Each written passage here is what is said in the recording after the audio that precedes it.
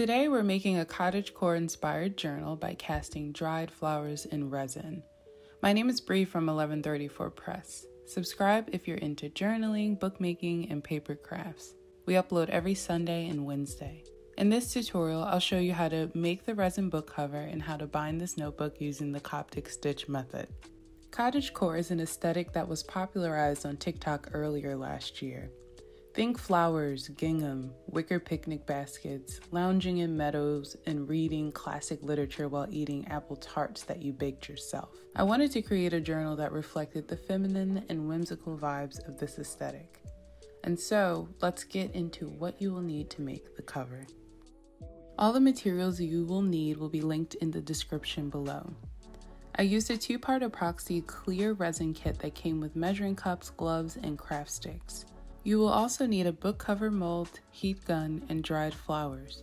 I settled on ordering the flowers instead of picking and drying them myself like I would normally do because it's the dead of winter here in Maryland.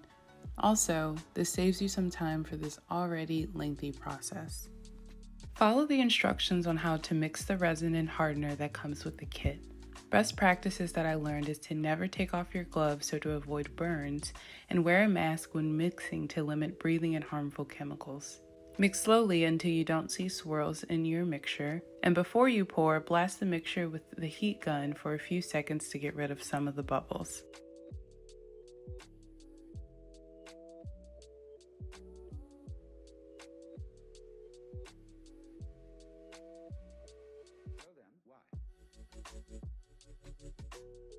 I first poured a thin layer into the mold and leveled it out using the craft stick. Then I created my design with the flowers. I recommend using tweezers when placing the flowers in the mold.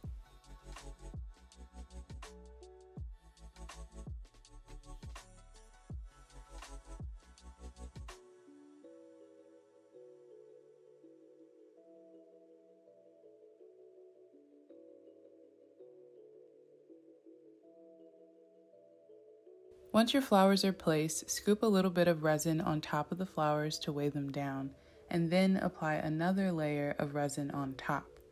I use my heat gun on each layer to pop the bubbles that rise as the resin sits. It took a day for my resin to harden and cure. I was impatient the entire time and left little fingerprints in some spots. So my advice is to set it and forget it until the next day. During my research, I learned that resin cures faster in warmer temperatured rooms. But my craft room is a little cooler than most parts of the house, so it took longer than expected.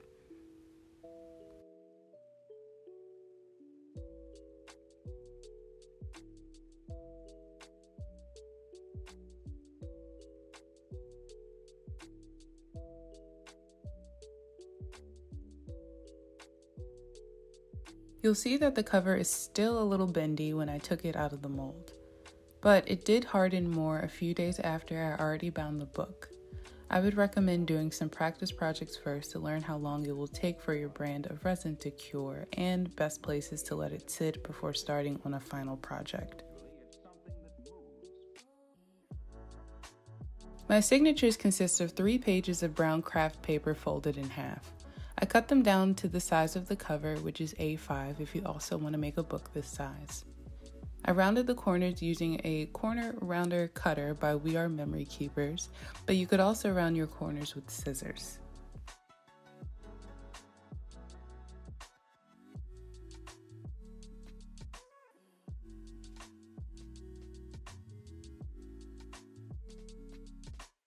I opted to make the back cover of my journal with chipboard and covered it with decorative paper. This chipboard is recycled from the back of a sketchbook pad, but you could also purchase these from most craft stores. I used my handy dandy screw punch to make holes into the back cover with the inside cover facing up. The screw punch, along with the other materials, will be linked in the description below.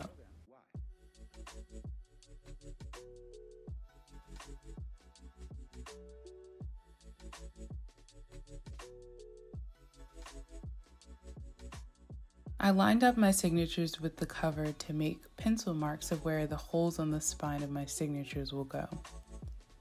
I have another video where I did the Coptic stitch binding method on my nature themed junk journal. If you'd like to see other projects on how to use this binding method, it will be linked on the screen and in the description below.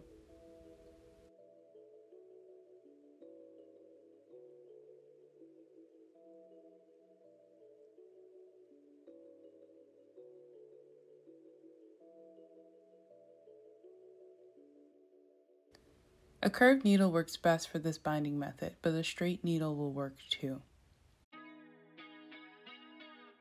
After you've doubled your thread and tied it at the end, start by threading in the inside of your signature, then loop the thread around the back cover, and then re-enter into the first hole of your signature. You'll repeat this step until you get to the last hole.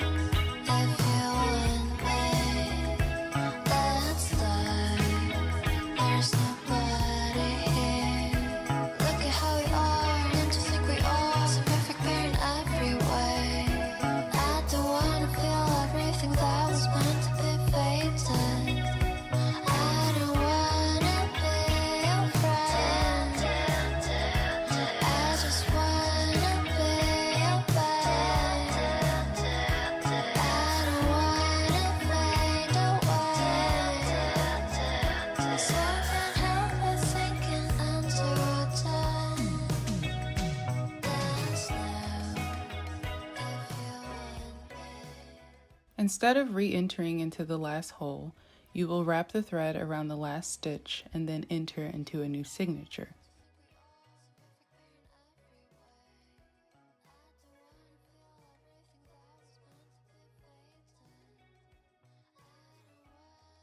Enter into the next hole of your signature, wrap your thread around the last stitch, and then re-enter into that hole.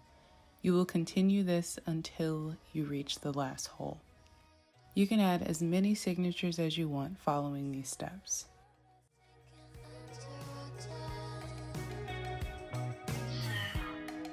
I just killed my darling. I just want to have this everything. I know I'm very possessive and very jealous, but I couldn't help it. But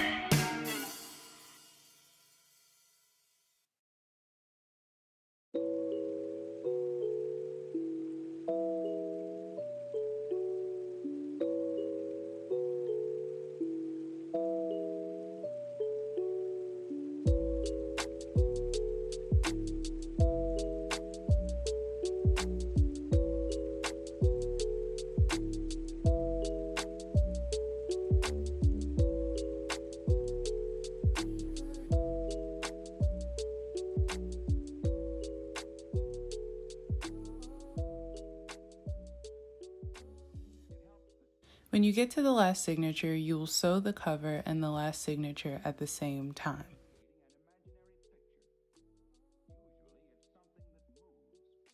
Enter through the cover from the front, then loop the thread around the last stitch.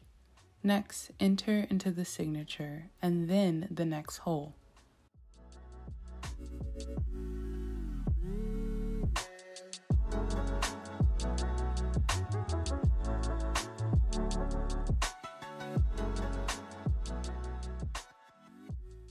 Loop your needle around the last stitch, then enter into the cover.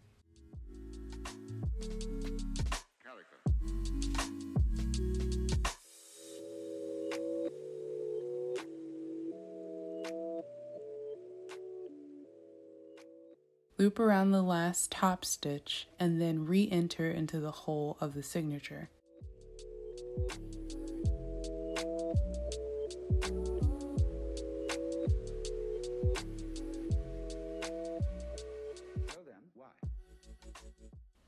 You will continue these steps until you reach the end and tie off the thread. And then your journal is complete for you to write out all of your fairy tale fantasies and notes on mushrooms you find in the wild.